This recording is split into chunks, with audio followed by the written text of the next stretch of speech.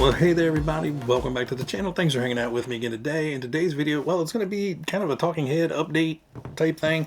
I have got a huge list of kits I need to run, kits that are coming, rebuilds that I'm planning on working on soon, stuff that I'm working on, and some shout outs and requests. So I ended up getting to this at the end of the video, which actually probably should be at the beginning of the video because I want to make sure everybody hears it. But it's time to do another Ask Me Anything video. So if you guys have any questions at all for me, you know, could be RC related, could just be funny, could be anything you want to know about me, the hobby, my craziness I got going on here, you know, anything you want to know. Obviously, if it's too personal, I'm not going to answer it. But if it's just a general question, it can be a funny question, a hypothetical question, whatever it is, drop it in the comments and just say, you know, for the Ask Me Anything, here's my question. And what I'm going to do is I'm going to compile a list of all of those questions from this video, and then I'm going to answer them live in another video in a week or two, and you guys can hear my answers instead of me, you know, clickety clacking typing, and you're the only one that hears the response. So that's part of the Ask Me Anything series. There's a bunch in the channel history. You know, just go to my channel, search for Ask Me Anything. There's at least 6 or 8 now, probably. But I enjoy doing them. It's a sit down with you guys. It's as close as I get to hanging out with you guys, and I really enjoy it. So don't forget, just say, you know, for Ask Me Anything, and then ask your question. I'll pull all those out of the comments in this video, and then, you know, answer them live in another video in a week or two. Now, if you guys have comments and questions on this video, just ask them. I'll answer them in the comments, no problem. There's a lot of stuff to go over. So that said, let's get to the rest of the video that I've already done. So let's start just top of the list. So I have a bunch of stuff here that I need to run, and they haven't been run for one reason or another. Some of it was weather, timing, and just got stuck on the shelf and forgot about. That's a big one. So the Hornet Evo, which is sitting here, that one, the weather was crappy, snowy and everything when it got built, so it got put to the side and kind of forgotten about. Same thing with the Porsche 956, which is way up here. I don't think you can really see that right there. You can't see it. But that one needs to get out to a parking lot and run around. Again, it's just one of those things. The weather wasn't great and just stuck it on the shelf. And me thinking to go run on-road cars is usually nowhere near top of mind. So, I will get that one out soon because the next one I do need to make a run on. It's the little AMX 12, the Road to 100 speed run car. I got that pretty much finished up. That'll have its own video coming out very soon of, you know, kind of what I threw into it and, you know, where it sits. And then I need to go out and actually, you know, put it down on the pavement and, you know, see if it's going to kill a fence post or something. And the Rising Fighter, it's just right here. That needs to get out as well. That was the one sent into the channel. Gone through it, got everything, you know, adjusted and to my liking, and got the receiver in it.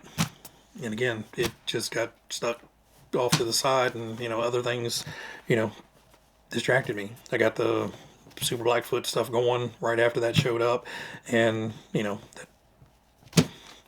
there's only so much room up here for things to go on. Now, kit's coming. We have the RC10 four-wheel drive and the DTO4. I did break down and went ahead and bought one. I've seen some painted darker colors, and it looks a lot better in the darker colors, and I can kind of get over that goofy toy turn thing on the hood of it, and I think I can live with it. Really, I just want to build it and, you know, see how it all goes together personally and, you know, get a feel for it. And I think it is going to be a good running buggy. I just really got hung up on the looks of it. The Honda City Turbo and the Big Week, they're on order, but those aren't going to be here until May, June, July, somewhere in there. Those are a ways away. Those are going to be probably a month, 2 months out at least. And then just today, I ordered the FMS 110 scale F-150. That one I just could not pass up. It was a great price on it. I think it was $169 shipped, ready to run with a 2S LiPo battery in it. And, you know, it's just like, how do you guys do that? And it's very reminiscent of the Stampede as far as the overall chassis and suspension kind of look. But it basically, you took the Stampede and flipped the rear end around and remounted it to the chassis where the motor's now mid-motor instead of sticking out the rear. And you kind of have that truck to an extent. You know, there are a lot of differences, and it looks like it has really long travel shocks on there where the Stampedes are much more upright and shorter. Now, it does have a lot of suspension travel, but, you know, just very reminiscent of that Stampede. And so that should be here next week or two, I guess. And you guys just saw the video of the Kagama. That, as soon as all the parts arrive for that, I will get that fixed. And I'd really like to get that over to Al's and take that over and run that around, really get to stretch its legs out. Because at this point, I'm just going to stick the faster pinion in it and go with it. You know, I'm going to put the 17 tooth in there when the parts get here. That way I can just do everything all at one time, get that running fast and fun. So Al's would be a much better place to get out there and stretch its legs. Rebuilds, I have plans. I have the Traxxas sledgehammers that I want to work on soon, as well as I have the Tamiya Blazing Star. I want to get that pulled down, get everything cleaned up so I can get that rebuilt. I have a new body and decals for that, so I'll get that all repainted as well. And for the sledgehammers, I have new bodies for those. What I'm currently working on, the MRC Thunder King, I completely tore that down, cleaned up everything the best I could. If you guys don't know what the MRC Thunder King is, it's a big old honking old school 2-wheel drive monster truck. So tore it all down, cleaned it all up, got to put it back together. Everything seems to be working fine. Got awful noisy back here. I don't know, I can't tell whether it's a motor whining like that kind of noise, or it's just the gear train in here is just extra loud. But had to do a few things. I had to make a little battery hold down here for it. You know, Steve had it a battery strap in here, but I went to put the battery in and it just popped right out. Basically, it had hot glued into there, and just the hot cold of the chassis moving back and forth, it just cracked the hot glue right off of it. Replaced the shocks on there. He had some old like Gen 1 Arma shocks on there, so I have some newer. These are like for the Typhon, I believe these were Typhon rears.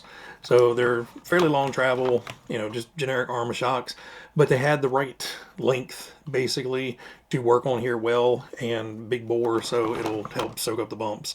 And I had them on hand, so worked out well. The wheels, I took those off and soaked those in peroxide, so the wheels are a lot whiter than they were. They had yellowed quite a bit and had some kind of like splotchy staining on them. So the peroxide really helped clean those up. Now the tires, they're on their last leg. After cleaning them up, there's a lot of cracking starting to show on the sidewalls, just like stress cracking, and they are kind of rigid. So as you can tell, I don't know if you can tell because the wheel is kind of flat, but the tire just spins right around. So yeah, they've kind of firmed up and are just kind of spinning around. Now the fronts are grabbing a little bit better, but you can still hold the wheel and spin that. So once I've made sure that the right tires are on everything, I'm just put a few dabs of glue on there just to hold them on. Now I did have to go in and put some super glue in some big cracks in the top of the treads. So there's like one here, there's one here. Just a few little cracks. I didn't want to run it and them start blowing out on me. But I even took the foams out, washed the foams. The foam's nice and clean. You know, just kind of cleaned up everything, de-rusted a few things. So this should be ready to go. I'm still trying to find this front shock tower. It's missing the post over here. I'd really like to get another front shock tower. I'm still searching, but if I can't find it, I can't find it. No big deal. We're either going to make something work or, you know, just put some Velcro up there. But the big body for that is out there in the garage. It's had a coat of flat clear put on top, and I just need to get out there and airbrush some of the rust streaks and grunge and grime on it to make it look like a muddy old dirty farm truck, and then the body will be ready for it. So that's almost done. Speaking of airbrushing, I have another practice body over here, Blitzer Beetle Lexan body, Team Blue Group body I had. So I had that practice body to do, and then I'm going to turn my attention and actually sit down and do the RC10T body. I cannot make up my mind what I want that thing to look like. it's ongoing for 6 months now, and I still cannot sit down and say that is what I want it to look like, and it's driving me batty. But it's what it is. When it comes time, I'm just gonna sit there and take the Sharpie to it and start drawing stuff on there, and whatever happens, happens. I think is what it's gonna end up being. Quick shout out. So this came in from UDRC. I'll put his channel down linked in the description. But this is the big Twister 40 millimeter fan. So this is not only, you know, a slightly bigger fan, so 40 millimeters is pretty chunky this way, but it's also like 20 millimeters tall. And this is one of those super fast turbo fans. Has the metal guards on there. And he also sent over the clamp on motor mount. So you can clamp this to the motor and then mount the fan directly to that. So he was having a giveaway. I said, why not? I like things, and fans are always something that can be very useful. 40 millimeter goes right on the Gorgon, and then, like I said, with the motor mount, you can put it on pretty much anything. So that will help out. I have the twin fans on the Kagama. Hopefully those work, but those are the racing fans. They're a lot slower. They don't move a lot of air. So if that motor still gets hot on the 17, I'm going to stick the big 40 millimeter, clamp that on there, and just blast it. Alright guys, that's going to wrap it up for today. I know it was a whole lot of talking and going over this list, but, you know, this is going to get tacked up over here, so I actually have a to-do list. Thanks, Greg. He put up a big bulletin board of, you know, stuff for him to do, and kind of was like, I need to write that down, and I started writing it down. I'm like, man, I got a lot of crap to do. So, everybody out there, as always, be happy, be healthy, be safe, and I will catch you on the next one. See you guys.